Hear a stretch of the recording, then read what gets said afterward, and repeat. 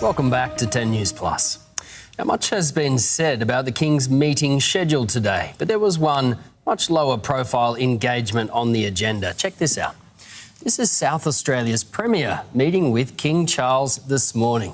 Peter Malinauskas met with the monarch while in the United Kingdom for AUKUS talks. Malinauskas has invited the King to visit Adelaide next year, should Australia secure the rights to host the COP Climate Summit. But, of course, the royal reporters of the world have been focused on the King's sit-down with his son, the first time Charles and Harry have come face-to-face in more than 18 months. They spent just under an hour together at Clarence House. Let's bring in royal expert Victoria Arbiter. Victoria, thank you for your time. Clearly, the relationship has been on the rocks. Is this a sign that the ice is thawing?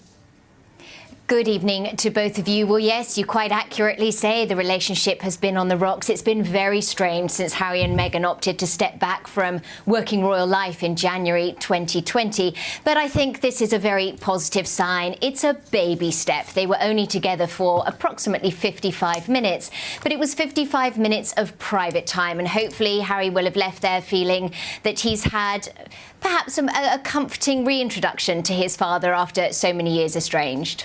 Yeah, I think we all feel better that Harry had that meeting. Do we know what they talked about? The King's health? Surely, because we know he's battling cancer.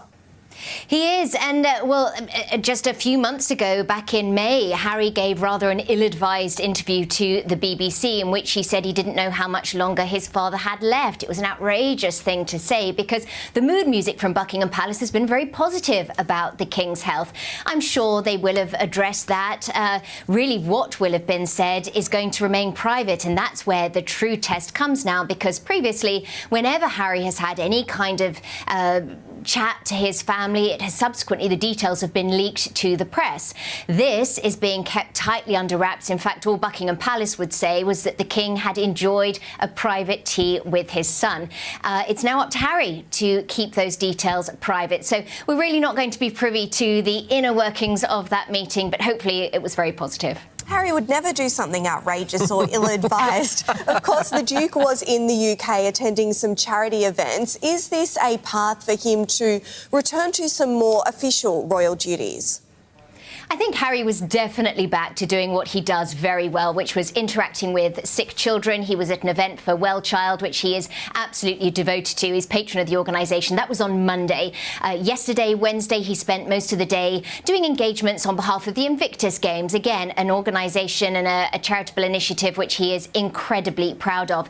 In terms of coming back to royal life, I don't think Harry wants to come back to royal life, but he does want to do what he's familiar with. And I think certainly given how his mood has been, how cheerful he was, how well he conducted these engagements, he was back to doing what it is that he loves. It doesn't mean that I think he's eager to move back to the UK, and he's certainly shown no indication of wanting to rejoin working royal life.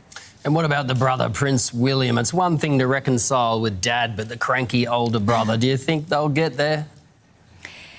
You know, it's a very different relationship, isn't it? As you said, siblings, parents, very difficult indeed, particularly because Harry has a father who's not very well as well. I think William's going to take a lot longer, and it's interesting actually because there seems to be two camps here. People saying that William should let go of the grudge and embrace his brother, and then people saying, well, actually, Harry has lobbed hand grenade after hand grenade over palace walls. William's quite right to keep him at a distance. But I think William has been incredibly hurt. He's also been the one that's been left to carry the burden of responsibility.